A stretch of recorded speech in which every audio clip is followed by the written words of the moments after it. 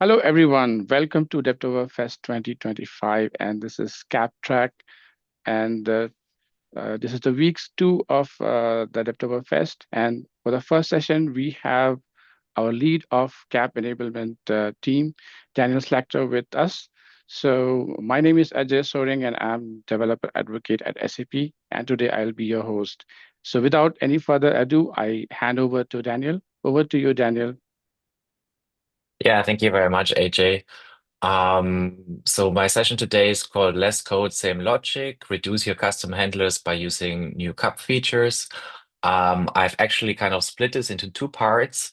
And the first part is this question that we get a lot is why should I use cup, right? Why do I not just go, I'm a full stack developer, why do I not just go directly to Spring Boot or Express? And develop with that my business application. So that's the first question we will answer. And then the second part of the session is where we are going to start to delete a lot of custom code in our application. So I'll jump right into it. What I wanted to do first is to show you two applications. The first one is our typical, incident management application where you can see that customers can create incidents, and then in an incident, you can basically see that there's a conversation going on between the incident creator and the incident processor that hopefully resolves the issue. The incident has a status and an urgency, for example, and like this is a very basic application that we have that you can that we teach CUP with. And what I did now is I asked actually AI to create me the same application, an incident management application, um, with basically giving it prompts, telling it, okay, the incidents should have certain fields, there should be a certain logic to it. And the same here, we see the incidents and the customers, right? And we can create a new customer, we can create incidents and so on. So similar applications, more or less. Um, and let's have a look at it. So the first thing we want to have a look at is looking at the data model itself. In CUP, this looks like this. We have an application where we have a DB folder, and in the DB folder, there's our schema. Um, and in the application that is built directly, in this case on Express, you see that the data model is defined here in three individual files: conversations, customers, and incidents. And well, you see that they're actually quite similar, right? We define the entities, we define what fields we want, maybe some whether those field is a required field, what can be the typical values, and so on. So on the data model side, the difference is not so big yet. Let's go to the next layer, the service level layer. And here you will see that in our CUP application, we have the SRV folder, and we have two services here. One is the processor service and one is the admin service. In the processor service, we basically just go ahead and we say we want to have those incidents that we have defined on our database. So those are our database incidents. We want to have them now exposed in our OData service. We can also choose different protocols, but by default, it's an OData service. And yeah, we also want to show the customers that are related to an incident. And this is all that is needed here, as you can see, to then allow the create, read, update, and delete operations, right? And we even have something like then the draft handling and other things on top of that as well. And you see, it's really only 6 lines of code here at the moment. Um, in CDS, and the admin service is for the admins that should be able, if you're an admin, so it requires the role admin to also work on the customers, because only admins here should be allowed to create or delete customers, for example. But you see very few lines of code and a lot of functionality that we get out of those lines of code. Let's have a look at how this works if we're working directly in Express. And here you see the files, we have the conversations, the customers, and the incidents again. And for each of those, you see actually quite a lot of code. It's 70 to 100 lines of code in each file. where, for example, we have one route defined here, right, that gets the incident and all the related conversation to an incident, and or to get one conversation by itself. So we really have to define for every single request that should be possible, how it works, how it is mapped, what should be the error codes, and so on. And I think this is the first part where we can see that, in CUP, this actually becomes a lot easier for business applications, especially when you work with Fiori, for example, where we provide this OData protocol compliant kind of service straight out of the box, right? With much less code already. I wanted to add one more feature, and so I asked basically the AI to then go ahead and let me go back to main to also add authentication and authorization. And I think this is where it gets interesting, right? Where you have more advanced features. Um, and let's just maybe have a quick look at the changes here. Because of course, when you want to do authentication authorization, so I basically told it the same as in the CUP application, only admins should be allowed to create or delete customers. And what happens is you start getting this whole handling of CHUD tokens, and it's maybe around 200 lines of code that we have here, of course, adding some additional dependencies and so on and so on. And the problem is not even, having those 200 lines of code. The problem is I don't really understand them, and I'm not a security expert, right? So like what gives me the security that what I have here is actually what I need for my business application, right? And I think this is the convenience as well you get again out of something like CUP, where we just, at this simple requires admin, which means now my entire admin service is basically protected. And I do something like CDS add access UAA or IAS, for example, to then connect it to the BTP and have a secure application, right? So everything is taken care of.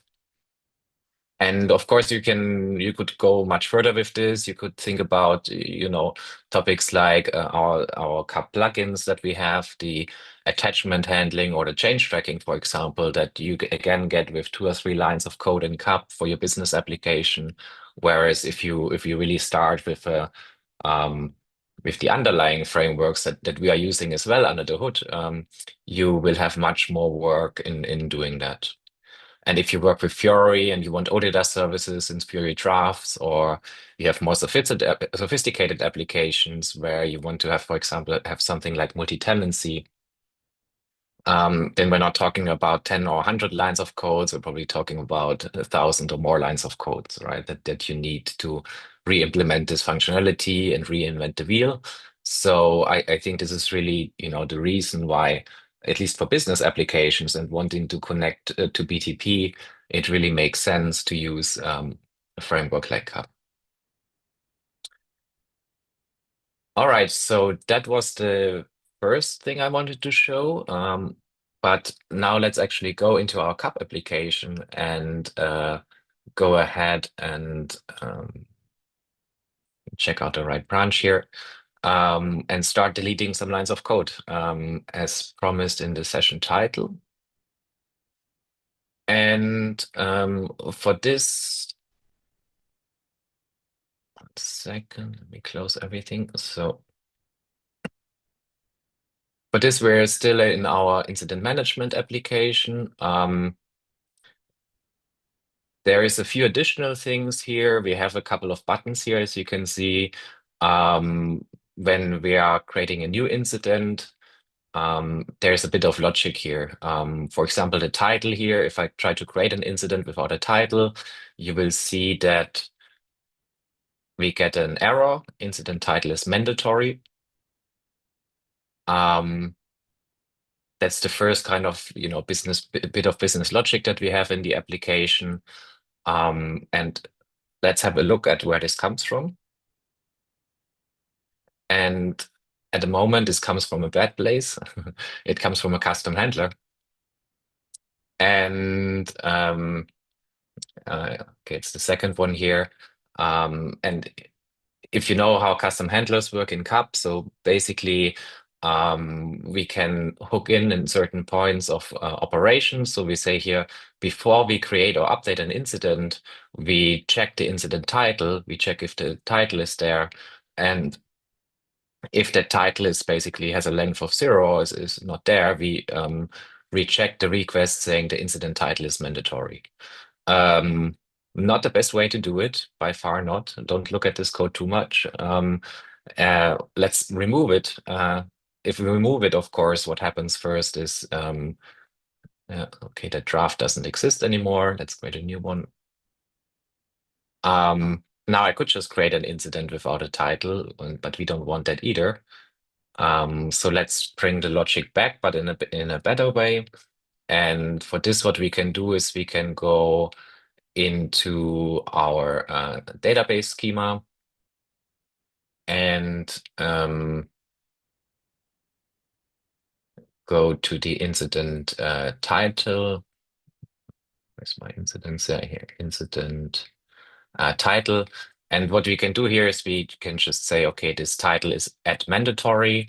And this mandatory now means that we have the same business logic again, but without a line of custom codes. If I now go and create it, you will see that this is even better because also Fiori now knows this is mandatory through the OData service.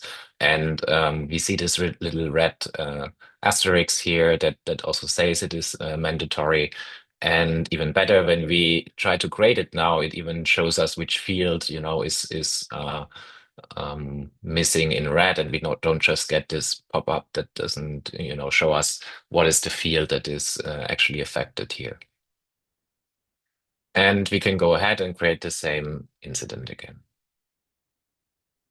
Okay, that was a very basic example. Let's do another one that is also still quite basic, where we want to set some default values when we create an incident. And what you can see here is that if I click on create, the status of the incident is already set to new and the urgency is already set to medium, right? And this comes from this custom handler here, where we basically go before we create a draft. We say, okay, we want to set those default values. Again, not a good idea. Let's remove it and bring it back straight away. So here we can just basically set default values also directly straight in the data model. So you see here default is medium and new. And okay, I have to delete those two because now I have defined them twice. And that should bring us back exactly the old behavior. When we go into creating a new incident, then you see those fields are filled again. In between, they would have just been empty, and we would have to select straight away what we want. All right. Let's have a look at the next custom handler. What do we have here? We see that if we have something on the UI called a customer name, which basically consists of the first name and the last name. And if we look at an existing incident, you see that here the customer is, sunny sunshine, stormy weathers, and so on. But if we look into the database, our test data that we provide for this application, then we can actually see we are not storing a full name here. We're just storing the first name and the last name. And on the UI, they are then put together, right? And you could probably do this with Fiori annotations or something like this. But what we want to do here is we want to do it in the application itself. And the first way, again, is the way not to do this. And we basically here, when we read an incident, we read the customer from the database. Yeah, so this is actually also introducing round trips to our database potentially, and then we basically fill this field incident customer name with first name, last name. And this is how we currently get this. And you can see it's not performant, it adds custom code and so on. So let's remove this. By the way, we started with around 100 lines of code, and now we're going down to 0 in the course of this. But back to my application. You already see it reloaded. The customer is now just empty. And of course, that doesn't look good. So let's bring the logic back in a better way. And here, what we can do is we can basically use something called a calculated field, where we can say that the instead of having this here, where we just have it as a regular field and then calculate it, we use a calculated field, and you can see we say name is a string field, but we already give it the value with the equal sign, and we say it should be the first name, then a space, and the last name.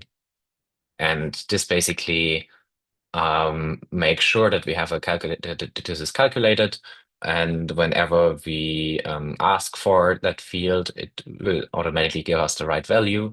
So if I reload this, did I not save? Dun-dun-dun. Yeah, I didn't save. That's important. You will see the customer name entered again here. Yeah. All right, to the next example.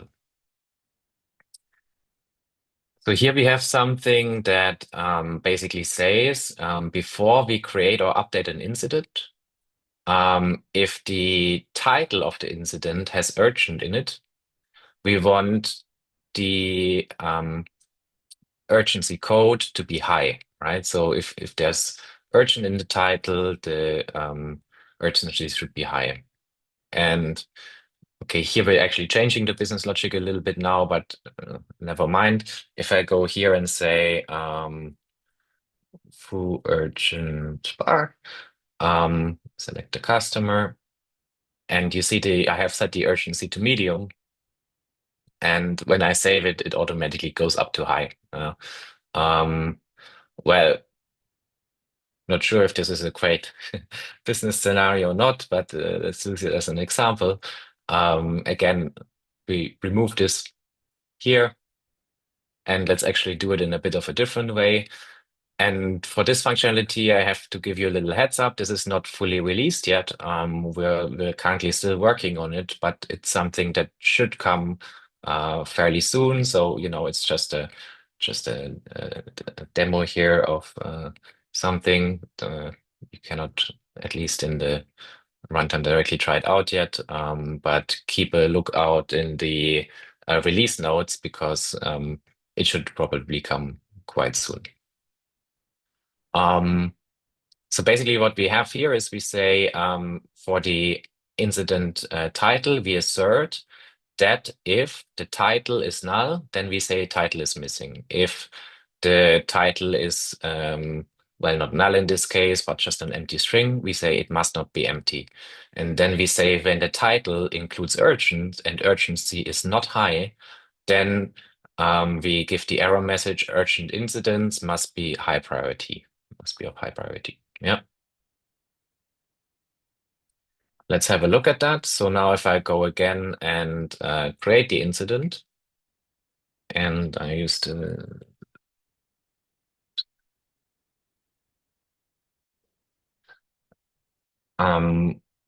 you see, even before I click on save here or create, I actually get this field marked in red, and it tells me urgent incidents must be of high priority. And if I go now and change the urgency to high, then the error message disappears. Or of course, also if I take out the urgent in the title.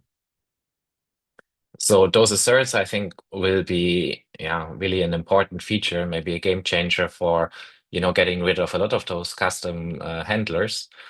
And it's really something to look out for. Like I said, should be coming soon.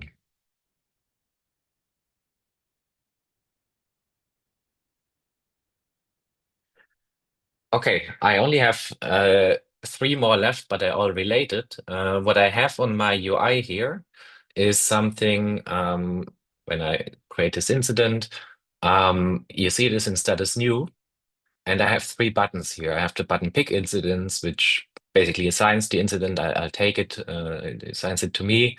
Um, and again, the custom code here is not great because if I click on pick incident, it looks like nothing changes. The status is still new. But now when I reload the page, it's in status assigned. Yeah. So not a great implementation. If I click on process, it goes from assigned to in process.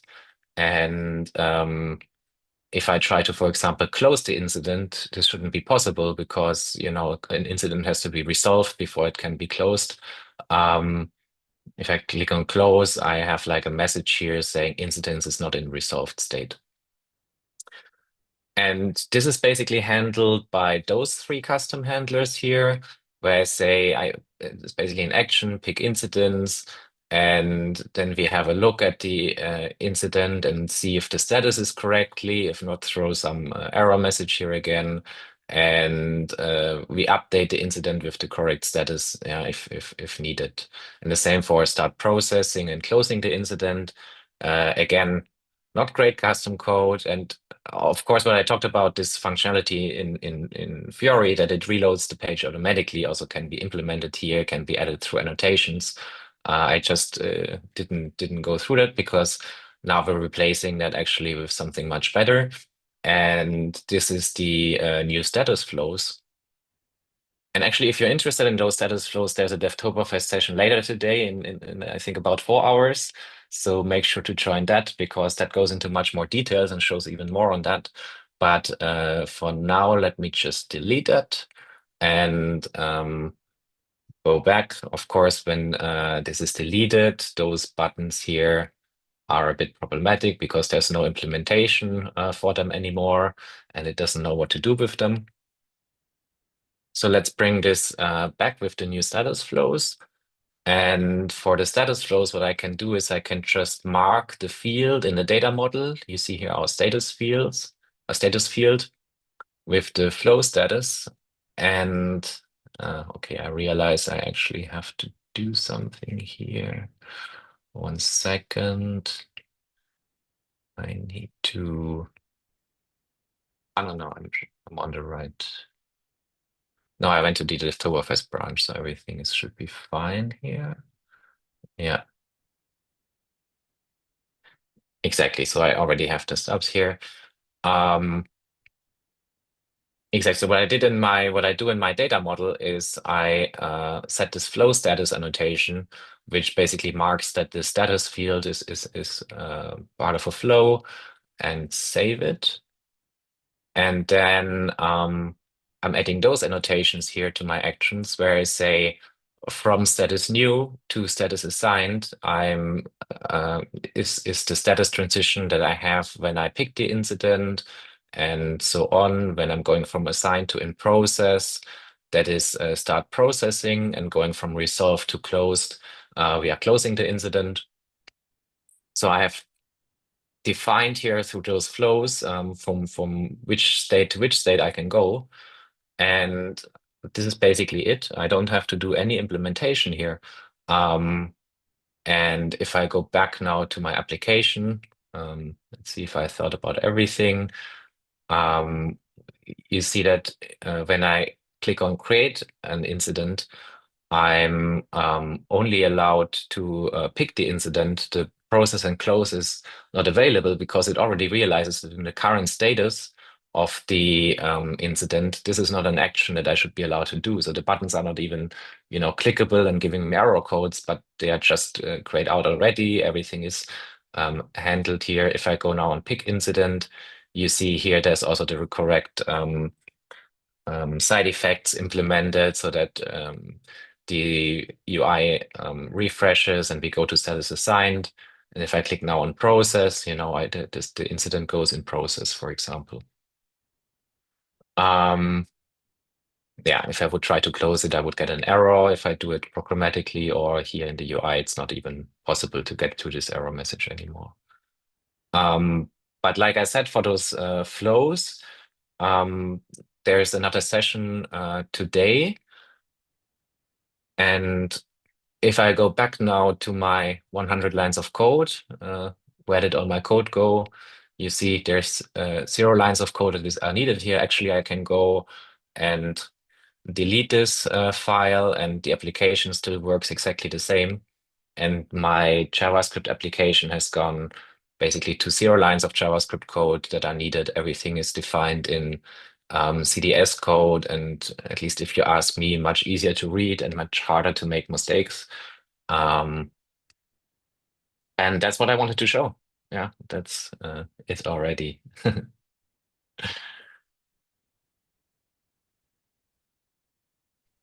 Perfect. Yeah. Thank you, Daniel, for this good session on how to reduce your custom handler code. And then there are not a lot of questions, but there is one where there's a question by Roberto where he asks how to manage translations in the assert error messages. Yes, so like I said, this feature is not fully released yet, and of course, it's something we're looking into as well. There probably will be functionality for that. Yeah, we are already considering it in the implementation in the final one. Mhm. And I see in the chat that some people were saying I was showing things that are not new exactly. So I started with the very low basic things that were already available, but I hope the last two things um, yeah, showed you what is also new now and coming up, where things get even better. Yeah.